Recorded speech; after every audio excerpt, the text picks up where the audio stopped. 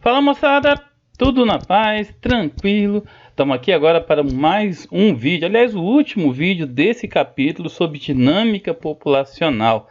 E nesse vídeo, dos módulos 16 e 17, nós vamos entender os principais indicadores populacionais. Ok, vamos lá então, né?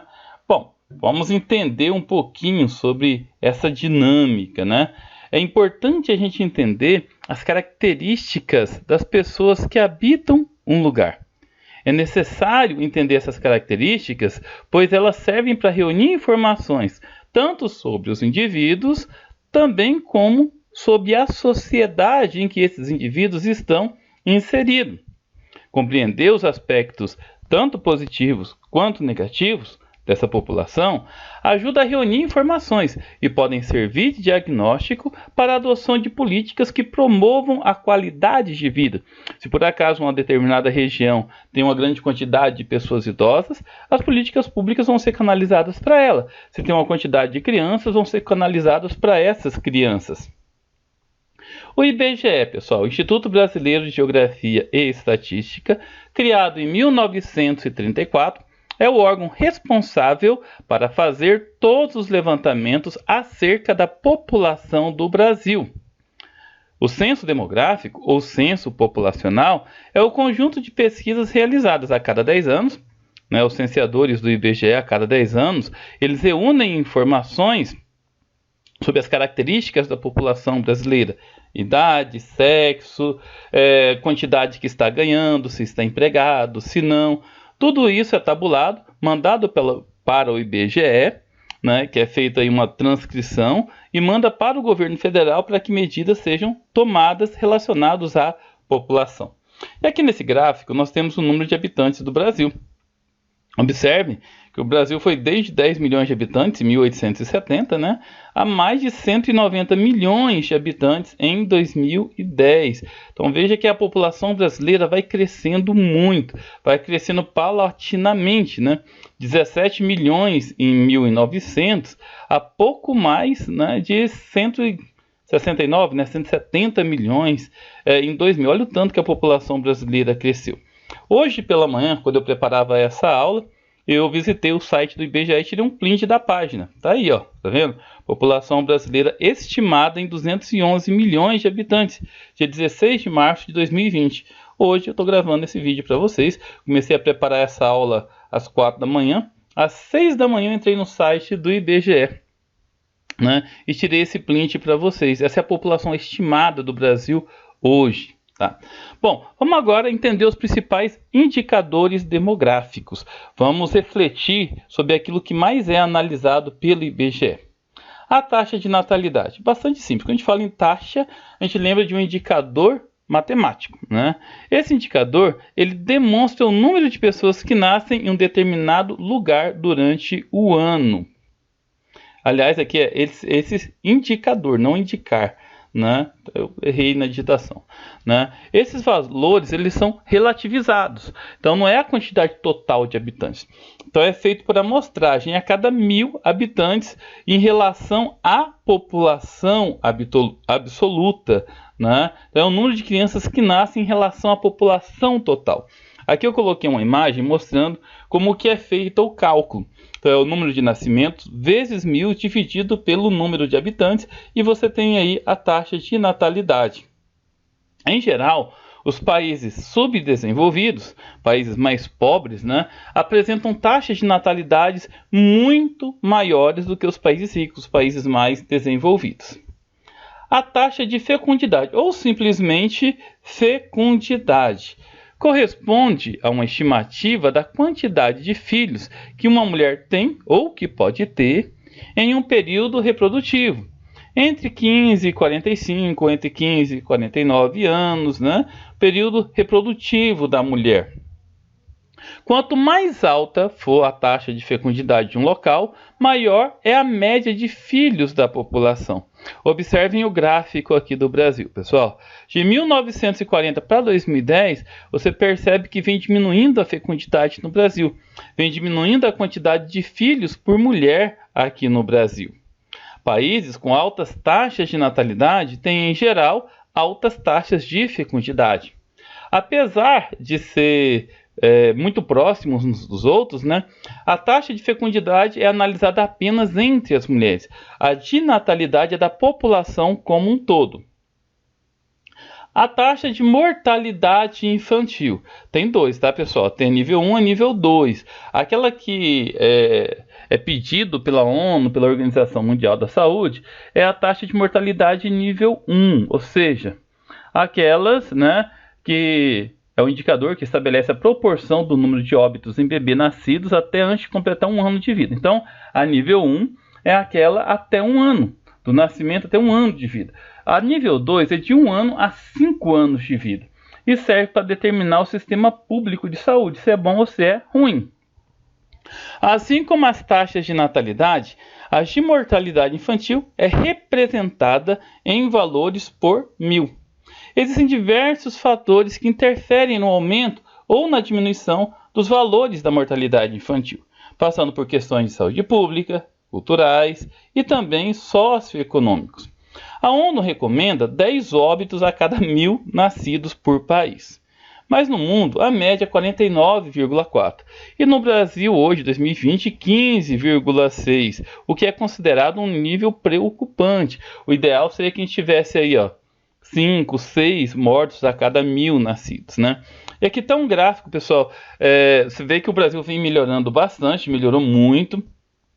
Vem caindo aí a proporção da taxa de mortalidade infantil, né? Então, começou em 2000, a cada 30 crianças a cada 1000 nascidas vivas, né, morriam, né? Chegou em 2016 com 14,9, hoje está 15,6, deu uma pequena aumentada, né? Mas o Brasil ainda tem um longo período, políticas públicas devem ser canalizadas para diminuir isso ainda mais, né? E aqui, esse gráfico mostra a taxa de mortalidade infantil por regiões brasileiras.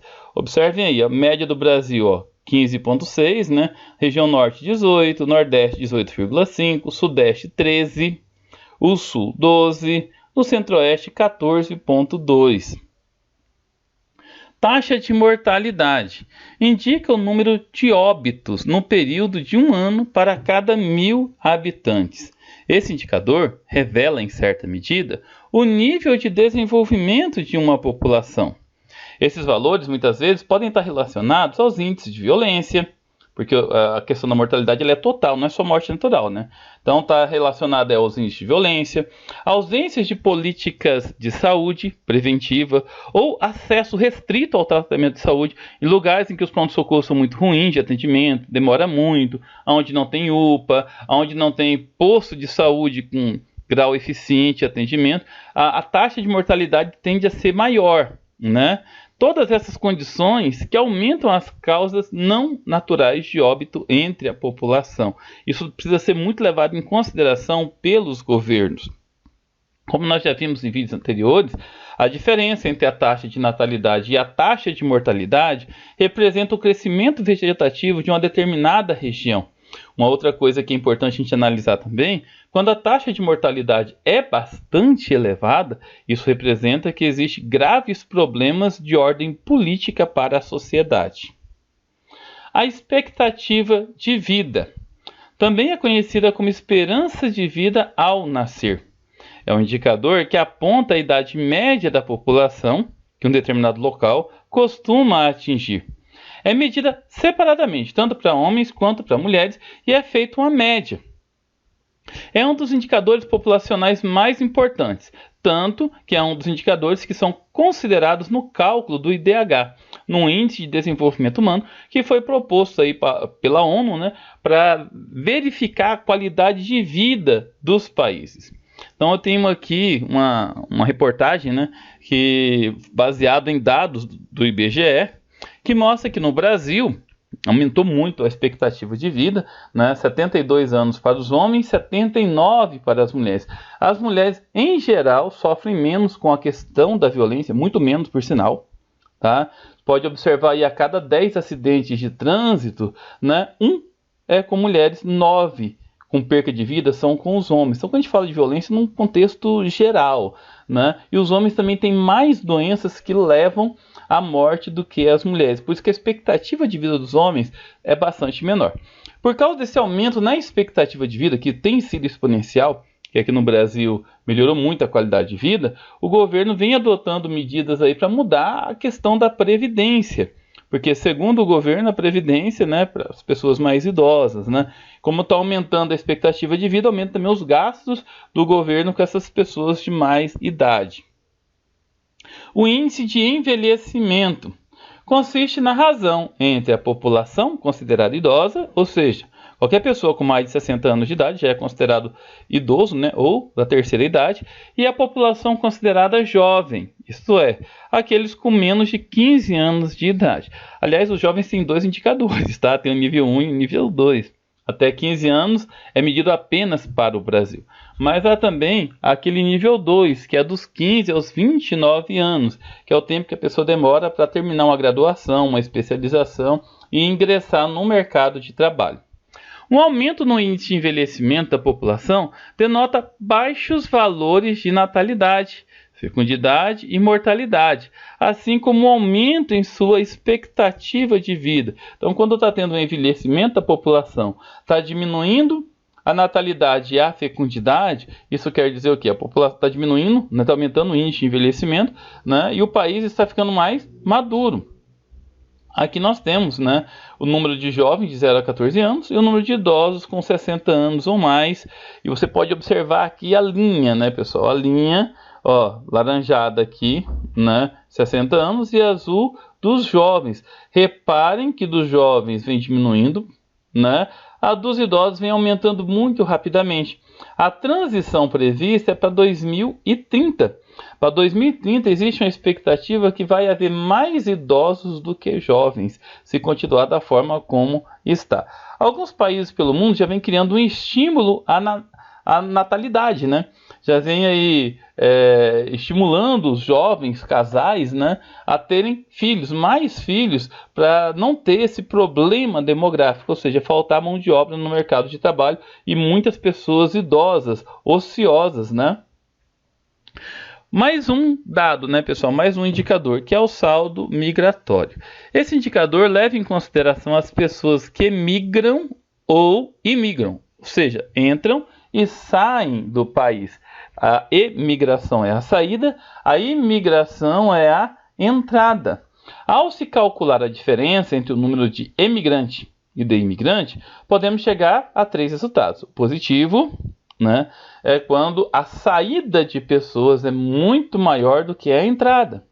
O negativo, quando a entrada de pessoas é muito maior do que a saída, ou nulo. Então, a quantidade de pessoas que saem, né, é muito relativa, muito parecida à quantidade de pessoas que entram. O Brasil ele vem se configurando, pessoal, como um polo de atração populacional nos últimos anos, né? A entrada de venezuelanos, de haitianos, até mesmo de europeus. Tem vindo muitos europeus para o Brasil nos últimos anos, somente de 2010 para cá, depois da crise na União Europeia. O Brasil teve uma saída muito grande de pessoas, um saldo de emigração muito grande entre as décadas de 80 e 90, principalmente para os Estados Unidos e para a Europa. A pirâmide etária, pessoal, são gráficos que expressam a distribuição da população de um local, dividida por sexo e por faixa etária. Então aqui nós temos o gráfico, né, da pirâmide etária do Brasil. Aí aqui nós temos a idade 0 a 4 anos, 5 a 9, 10 a 14 e assim por diante, até chegar a mais de 100 anos, né? Então observa o seguinte, pessoal, aqui você tem a proporção, olha, a porcentagem tanto de homens quanto de mulheres. Então observem que existe aí, ó, existe uma proporção de nascer mais homens do que mulheres, 3,7, 3,6, entendeu? Mas com o passar do tempo, a porcentagem de mulheres, quando chega aos 20 anos, já passa a ser igual ou superior aos homens. Passa a ser maior do que os homens. Então você consegue fazer essa análise só olhando para a pirâmide etária, né? E também pela pirâmide etária a gente consegue ver o desenvolvimento de um país, né? A sua forma permite verificar como que é a dinâmica populacional. Aqui nós temos o Brasil em 1940. O que você consegue perceber aqui? A base é larga, tá vendo? bastante larga. Isso quer dizer o quê? Né? Há muita população jovem, a taxa de natalidade é muito alta.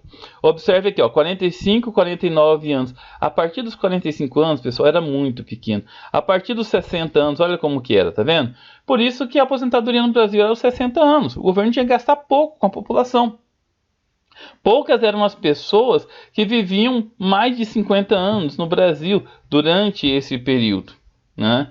As bases mais estreitas e suaves indicam um menor crescimento populacional. Aqui Brasil, né, novamente, entre 2012 e 2016. Observem que a taxa de natalidade já diminuiu bastante. Observe que a população do Brasil é majoritariamente, ou seja, né, a sua grande maioria é adulta. A grande maioria da população do Brasil tem entre 15 e 60 anos. Hoje o Brasil tem quase 80% da sua população que está no mercado de trabalho. É importante até para a gente analisar as tais crises econômicas que o Brasil sofre. Se hoje, com boa parte da população tem idade de estar no mercado de trabalho e já tem aí uma crise econômica, né? Ao analisar uma pirâmide etária como essa, vocês conseguem imaginar como que não vai ser o Brasil em 2030, em que o grau de pessoas idosas vai ter aumentado muito?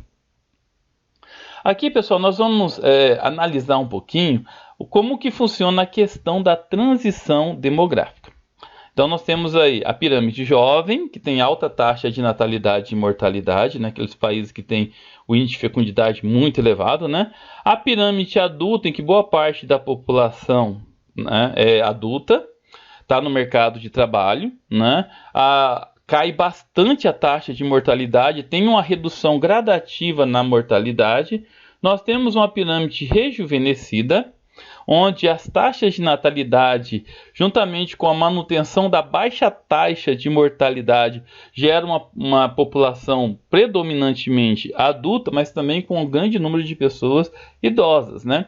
E a pirâmide envelhecida, que é um medo que muitos países têm, onde você tem aí 30% ou mais da população envelhecida, ou seja, com mais de 60 anos, não podendo ocupar postos de trabalho. Isso é bastante complicado, né? E também quando você olha que tem pouca população jovem para ocupar o mercado de trabalho num espaço curto de tempo. O Brasil hoje está numa faixa de transição entre o segundo e o terceiro estágio. O que seria então, pessoal, a transição demográfica? Aqui eu coloquei um gráfico que já foi usado no Enem, né? Igualzinho que está aqui, tá, pessoal? Então, a transição demográfica consiste na mudança das dinâmicas populacionais de um local, com a queda dos valores de natalidade e de mortalidade e, além da posterior estabilidade dos valores populacionais. Então, você tem aqui a primeira fase, a segunda, a terceira. Então, aqui, ó, quando a taxa de natalidade e mortalidade reduziu de uma forma que eles ficam muito próximos uns dos outros. E aqui, pessoal, tem um gráfico que mostra essa transição demográfica, que hoje é dividido em 5 etapas. O primeiro estágio, altas taxas de natalidade e de mortalidade. Então, você tem aqui, ó, a primeira fase, né? Altas taxas de natalidade e de mortalidade. Então, o crescimento ele é meio estável, porque nasce muito, mas também morre bastante. O segundo estágio, há uma diminuição nas taxas de mortalidade. Então, você vê aqui, ó, tem uma melhoria no sistema de saúde, né? Os cuidados preventivos são maiores, surge a vacinação, só que a taxa de natalidade continua alta. Isso também é chamado de aceleração demográfica, ou aqui no Brasil ficou conhecido como explosão demográfica, que é um aumento vertiginoso da população. O terceiro estágio é quando começa a diminuir as taxas de natalidade. Olha, dá uma observada aqui no gráfico. A taxa de natalidade começa a diminuir bastante, tá vendo? Olha, a de mortalidade começa a ficar estável e vai chegando próximo de uma estabilidade. E o crescimento vegetativo da população começa a diminuir. O quarto estágio é a fase da estabilização. Então, tanto taxa de natalidade como de mortalidade começa a ficar muito próximos. Então, a população começa a se estabilizar. Então, aqui, olha, deveria estar o crescimento vegetativo estável, né?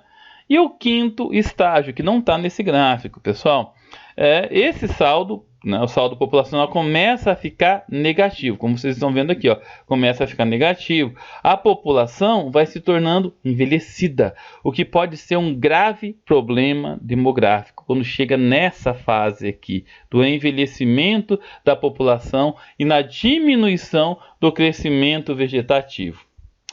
É isso aí, pessoal. Foi uma aula maravilhosa, muito boa. Nós tiramos bastante dúvidas, trabalhamos muito sobre isso em sala de aula, né? Espero ter ajudado vocês. Não esqueçam, pessoal, se vocês curtiram, né, gostaram do vídeo, né, vão lá, curte, compartilha com os colegas, façam os resumos, façam todas as anotações, tá bom? É isso aí. Fiquem com Deus e até a próxima.